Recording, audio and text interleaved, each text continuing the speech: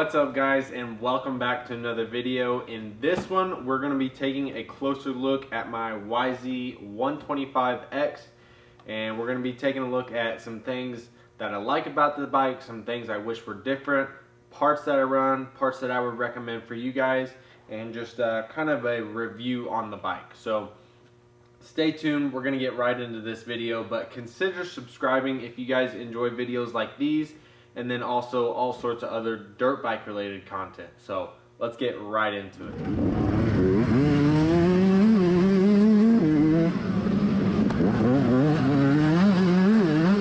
Okay, so we're just going to start and talk about why I got the X model. So this bike I got to race the GNCC series on, XC3, and we're riding the full series. So it's the 125 Pro class, and I knew I needed 125 obviously, but wasn't sure if I was going to get the YZ or the YZ125X.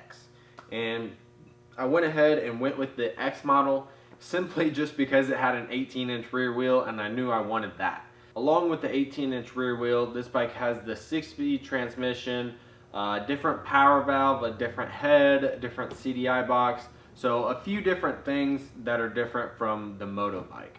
And so when I got this bike, I was a little unsure if it was going to be down on power or, you know, if it was just going to kind of be sluggish. But turns out I started riding this bike and it was like great. The bike just doesn't break traction quite as much as, say, like the moto model would, with the power just kind of hitting a little bit harder, and it has just a little bit smoother of a power delivery. I ended up liking the power a little bit better than the motorbike just because I could kind of modulate the power and get it to go and when I wanted it to. We're going to move on to kind of the pros and cons of the bike, and the things that I love about it, and then things maybe that I wish were a little bit different. But if you guys have gotten anything out of this video, be sure to smash the like button, and if you guys just learn anything, get it entertainment, anything, just smash the like button for me. I appreciate it. But first off, we're going to hop into the pros of this bike, the things that I like. And so we talked about the X model stuff, the stuff that it comes with. And I talked about how I ended up actually liking that stuff. So the 18-inch rear tire, it has a little bit more sidewall than, say, a 19-inch. And it kind of soaks up the roots and rocks just a little bit better. And then if you guys are running tubes, it helps not get pinch flats with that as well. Also, just the Yamaha liability, and it's just reliable. Like, I think I said liability, totally different, but reliability is what I'm trying to say, and this thing is reliable. Like, I know some people, they have a whole bunch of issues with brakes or whatever on the European bikes, and with these bikes, man, you can run them for a while. So that's not to say you shouldn't take care of your stuff.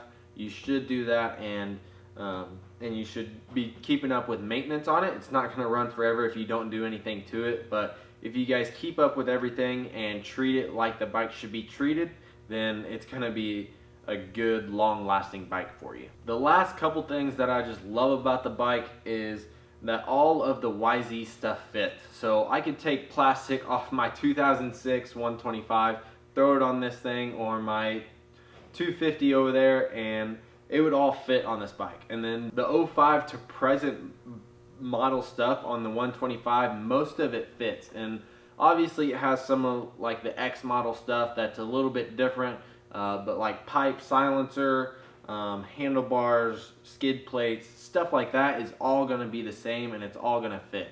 So that's awesome, just being able to switch everything back and forth, and whatever I need I can just put on this bike. And then the last thing is just the KYB suspension.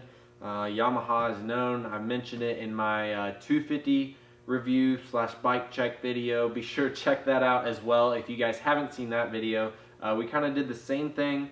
It's a little bit different video, but obviously it's on my 250, so it's going to be a lot different. But be sure to check that out. But I mentioned that as well in that video. It's just the suspension on the Yamahas is really solid. Really solid right out of the box. So can't complain in that department for sure. Transitioning into the cons of the bike, or the things that I'm not too big of a fan of, And the biggest thing that I would have to say is this thing gets outrun by the KTMs. Those KTMs just make a little bit more horses than this thing does, but you know, it is, I don't know, you can't really say too much because of the suspension just makes up for it. But the KTMs can outrun this thing, and they do have a little bit of that advantage as far as the power goes. And then they also have the advantage of having a little bit of a flatter seat. I've talked about it a lot on my YZs, and I don't really like how the seat is almost like a banana here. It's not very flat, and the big tank does not help at all, but you feel like you're sitting in the bike instead of on it. And then if you have worn out seat foam, that doesn't help at all. So that's one thing that I'd recommend to you guys, is make sure your seat foam is nice and firm, so that way you don't really feel like you're sitting in it too much. But there's not much other than that you can do to avoid that problem. The last thing that I would change about this bike, if Yamaha would kind of make the step up and do a couple things to it, is the jetting. And what I mean by that is, it's not terrible, it's not bad, it's not going to change the whole bike, it's nothing like that. What I mean is, the stock jetting can be a little bit finicky, and I ended up putting a JD jet kit in it. So that's pretty much an affordable and reliable fix to the jetting part. And then if you guys wanted, you could check out the Electron carb. I definitely want to check it out, just haven't been able to get my hands on one and get myself to spend that money. But I've heard mixed reviews about them. Some people say they're great, some people don't like them and say they don't work. But as far as the jetting goes, that's what I can recommend, is JD jet kit. Just read on there, and then you'll have a good reliable setup for your jetting. We're going to be moving on now to the parts that I run on my bike, and I'm just going to kind of rattle them off here pretty quick, starting at the front and going to the back. I've actually got them written down here so I don't forget, but you guys will get the idea.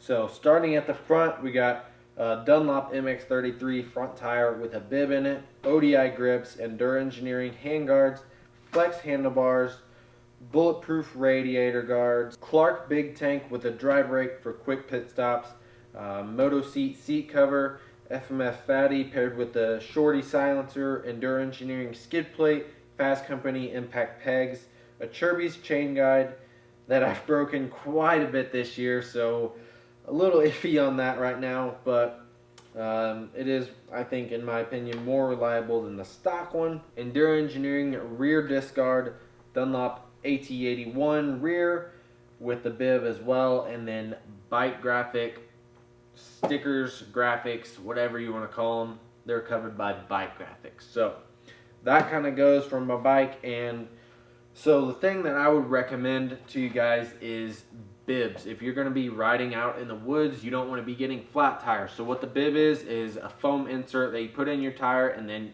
you pretty much, it's impossible to get flat tires. And then also a set of handguards. And if you're first starting out, I'd maybe recommend a full wraparound handguard. These ones are just the plastic ones that are going to break away to a little bit of a hit, and then also you still run the risk of breaking your levers, but with a full wraparound you're going to be protected all the way around. So those are just a couple things that I recommend to you guys. Also, comment down below any other videos that you guys would like to see. Give me some video ideas, and we'll try to get them out to you guys. But also let me know what you guys think of my bike, anything you change about it, do different, what you like about it. Just let me know down in the comments. But that does it for this video. So thank you guys for watching, and I hope you guys enjoyed. But remember, be sure to consider subscribing to stay up to date, and hit the bell notification so you guys don't miss a video. But we'll see you guys in the next one. Peace out.